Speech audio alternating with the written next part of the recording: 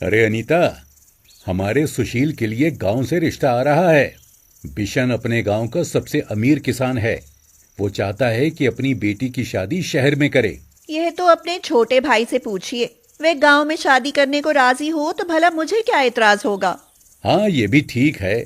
अगर सुशील मान जाए तो रिश्ता तो बहुत अच्छा है। ऋषि शहर में एक किराने की दुकान चलाता था और उसका छोटा भाई सुशील एक कंपनी में नौकरी करता था। ऋषि की पत्नी अनीता घर संभालती थी और उनकी एक बेटी तान्या थी जो स्कूल में पढ़ती थी।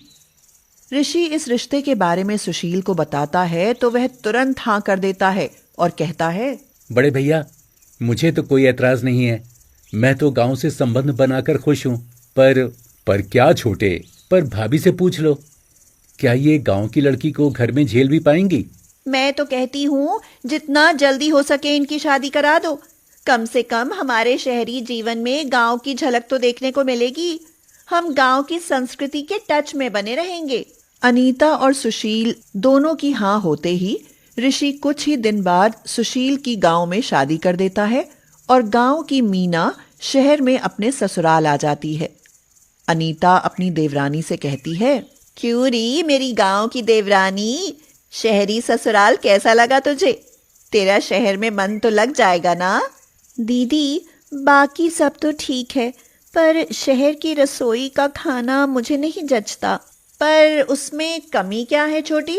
दीदी, मुझे तो चूल्हे पर बना खाने की आदत है।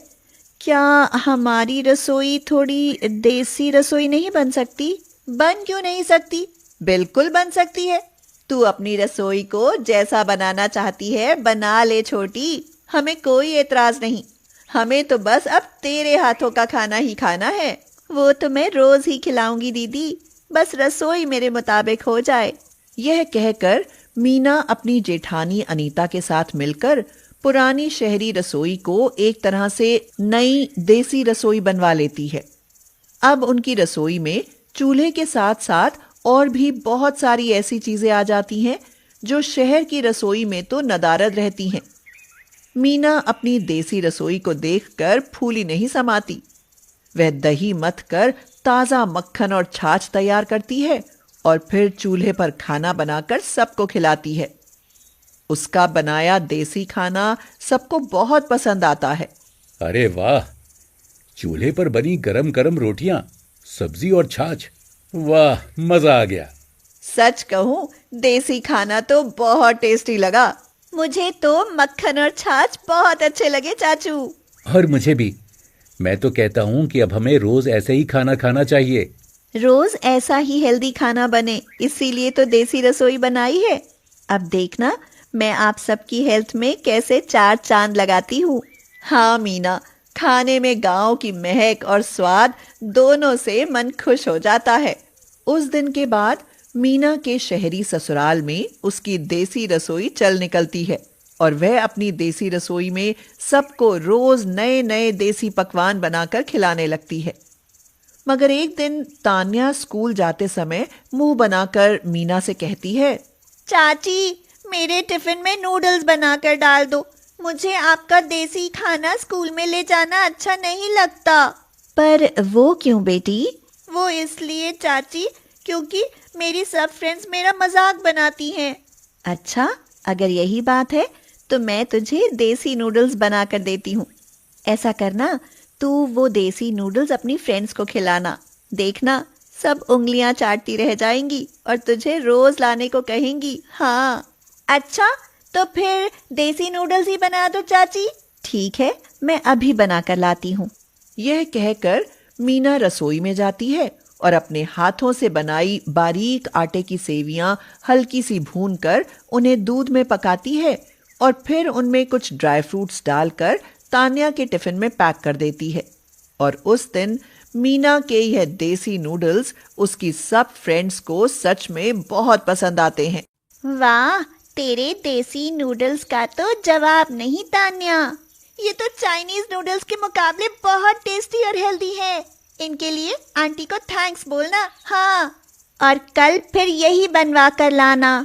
हाँ हाँ ठीक है, कल भी यही लेकर आऊंगी। इस तरह ऋषि के घर में मीना की देसी रसोई के चलते उसके परिवार को रोज सेहतमंद खाना मिलने लगता है और सबकी अच्छी सेहत बन जाती है। अब शहरी मसालेदार खाने से तो समझो उनका मोह ही छूट जाता है। समय बीतता जाता है और एक दिन ऋषि को एक हफ्ते के लिए कहीं बाहर जाना पड़ जाता है। इसलिए वह अनीता से कहता है, देखो अनीता, दुकान को एक हफ्ते के लिए बंद करना तो ठीक रहेगा नहीं, इसलिए मैं चाहता हूं कि मेरी अनुपस्थिति में तुम दुकान पर बैठो। पर मैं क्यों जी? अरे समझती क्यों नहीं, सुशील को ऑफिस से छुट्टी नहीं मिल सकती, फिर तुम ही तो बची जो दुकान पर बैठ सकती हो। वैसे भी घर का सारा काम तो मीना संभाल ही रही है ना। ठीक है, आप शांति से जाइए, दुकान मैं संभाल लूंगी। अनीता के ये कहते ही ऋषि निश्चिंत होकर अपने टूर पर निकल जाता है और उसकी किराने की दुकान पर अनीता बैठने लगती है। इसी बीच एक दिन सुशील के साथ उसकी कंपनी के कुछ सहकर्मी और उसका बॉस उसके घर आ जाते हैं। उसका बॉस कहता है, अरे सुशील भाई, चाय नाश्ते से काम नहीं चलेगा, आज तो हम लंच तेरे यहाँ ही करके जाएंगे। हाँ भाई, बॉस ठीक कहते हैं, आज तो हम लंच तेरे घर ही करेंगे।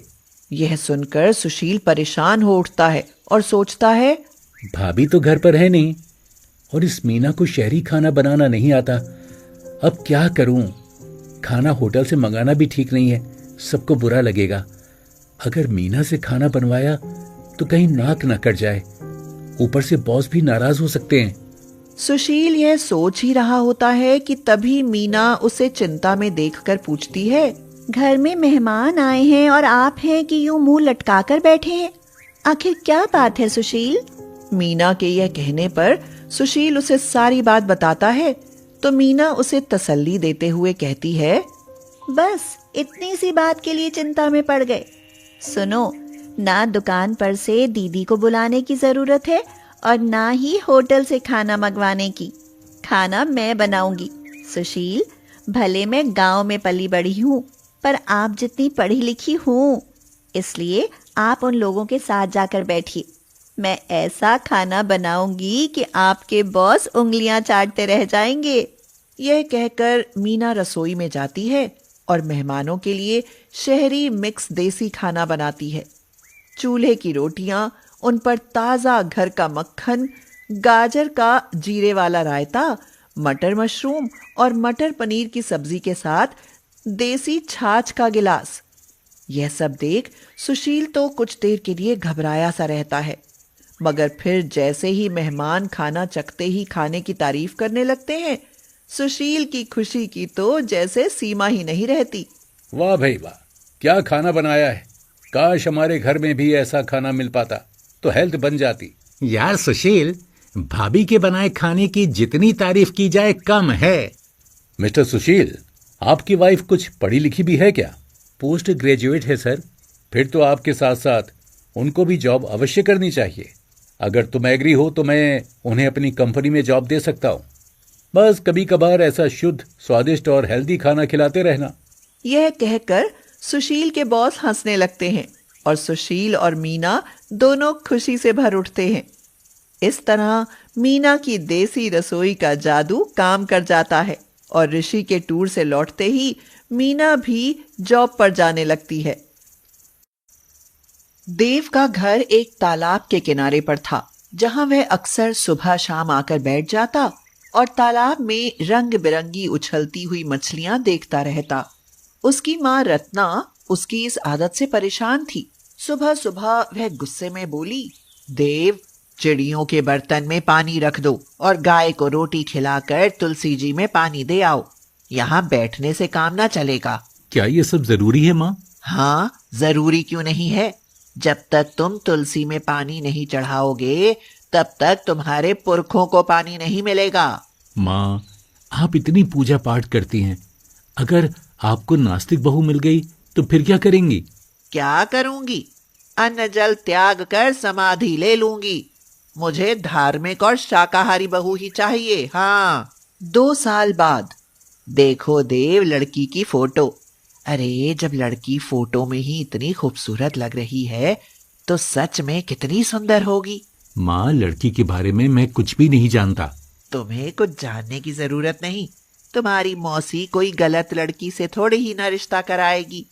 एक बार लड़की देख लूं, फिर रिश्ता पक्का करके ही आऊंगी। माँ, कौन से वो हमारी सगी मौसी हैं? आपसे तो वो वैसे ही जलती हैं। अरे सगी है या चचेरी, है तो मौसी ही। बाकी तो लड़की देखकर ही पता चलेगा। देव की माँ के सामने एक न चली और वो लोग शौमिता को देखने चले गए। देव की मौसी बोली, अगर लड़की पसंद है तो एक पल की भी देर मत करो। ऐसी लड़की ढूंढने से भी ना मिलेगी। लोग ताक लगाए बैठे हैं कि शौमिता उनके घर की बहू बने, क्योंकि इसका बाप मोटा दहेज देगा। ये लोग तो सिर्फ मेरी जुबान पर रुके बैठे हैं, वरना इसके लिए ऐसे सैकड़ों रिश्ते लाइन में लगे हैं।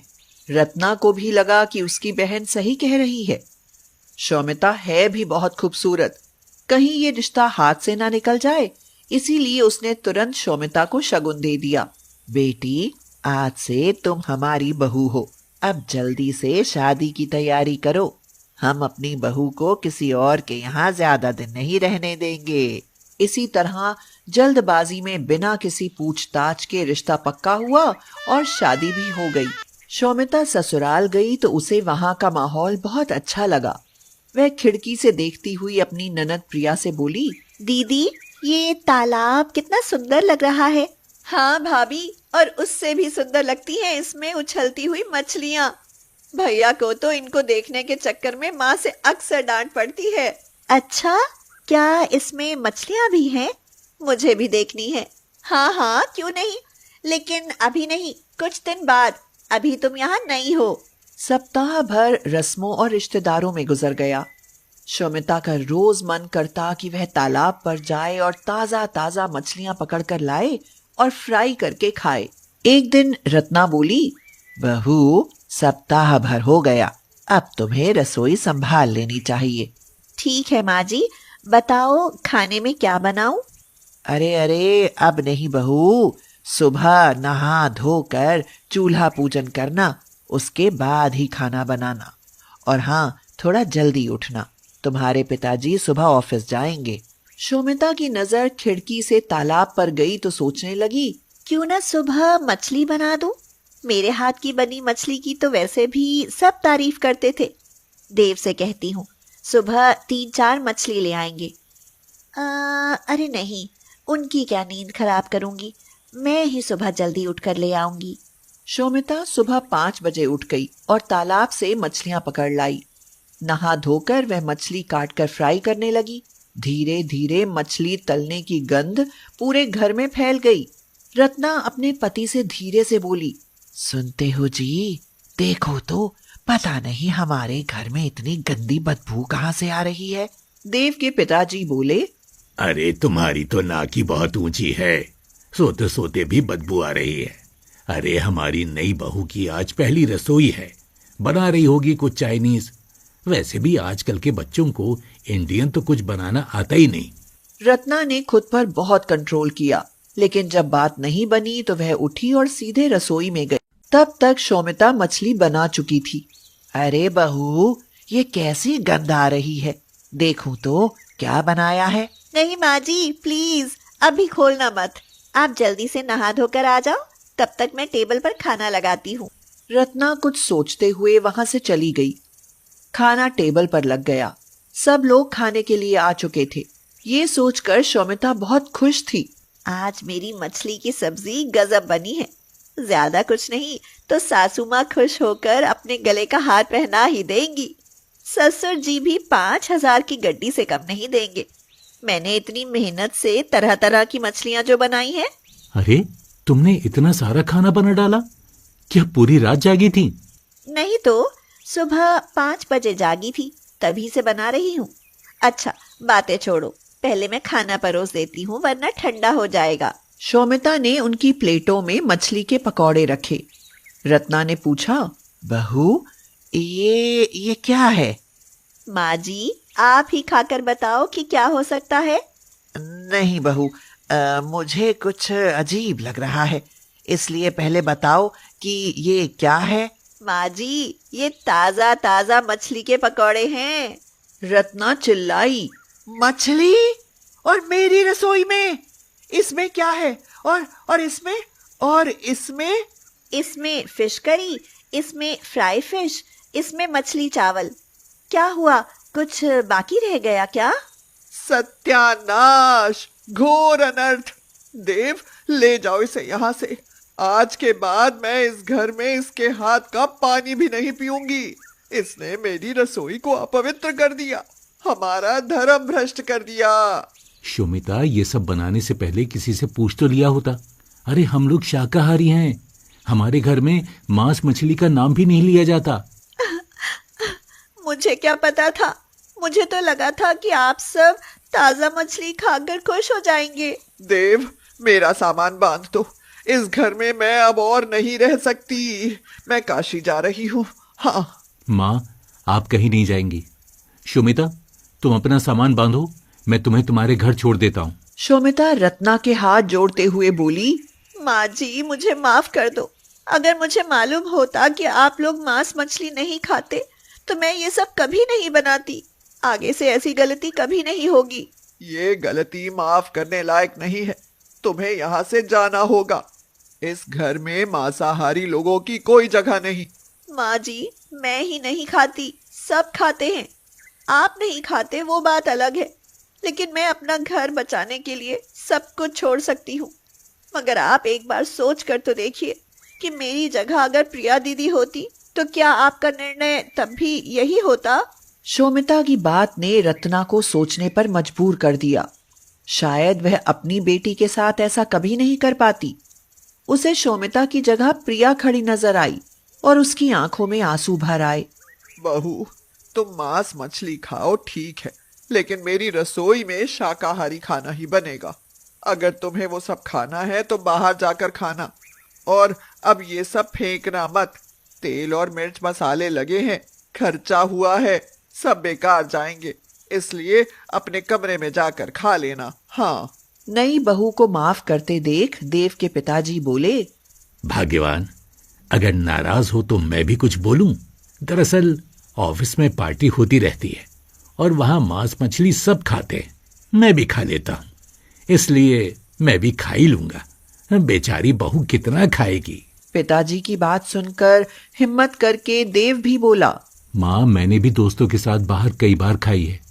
मैं भी खाने में शोमिता और पिताजी की मदद कर दूंगा। मैं नहीं चाहता कि खाने की बर्बादी हो। ये सुनकर तो रत्ना की आंखें फटी रह गई। अब रत्ना के पास कहने के लिए कुछ नहीं बचा। वह बोली, ठीक है, बाहर खर्च करने की जरूरत नहीं है, बहू घर में ही बना देगी। लेकिन उस दिन मैं अपना खाना अपने हाथों से बनाऊंगी। ये सुनकर शोमिता खुशी से उछल गई और बोली, माँ जी, आपने कितनी सहजता से बिगड़ता हुआ माहौल संभाल लिया। आप बहुत ही समझदार और अच्छी हो।